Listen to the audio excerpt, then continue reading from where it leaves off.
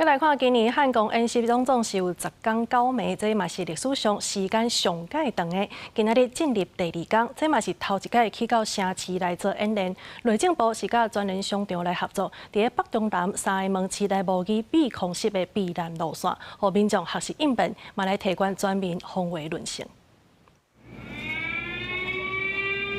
警报咧弹，超市员工赶紧甲民众疏散到地下室，大家双手摸头，乖乖配合。先生，我身体很不舒服，我快不能呼吸了。中途遥摸机民众受到车惊，心脏熊熊无力，叫无救护车，消防人员伫电话中教员工要安怎救人。这是汉光演习第2天，和过去无同的是，过去演习拢是伫咧山坡、赛电车，这届是第1届刷到社区来演练。战争又不是只发生在海边，对不对？那市中心大家要有这个，一定要有这个想法的。尽量宣导了，大家不要不当一回事，就是有一个观念。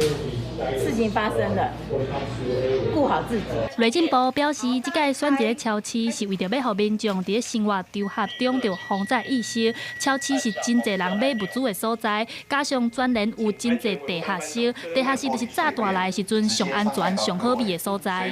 这次我们在北中南各有3家门市来做这样的一个演练哦。那特别是在北部地区有防空地下室的这个门市的话，都还蛮适合做这方面的一个演练。 我们目前都是以企业自主来参与为主哈。那政府我们在协助的部分就是说，如果我们所有想要参与的企业想要知道这整个演练的流程怎么来安排，那以及它后续的一些教育训练应该要怎么来进行，那这都是我们可以来支援的。内政部表示，伫咧发生紧急事故的时阵，政府和业者讲好，台湾各大超市拢会配合政府提供物资、防灾等等的资源。今年汉光演习拢总10天9暝，是历史上时间上长的演习。国防部强调会继续整合官方和民间的力量。 来提悬全体社会防卫论性。记者李亚轩、林旭凯台北报道。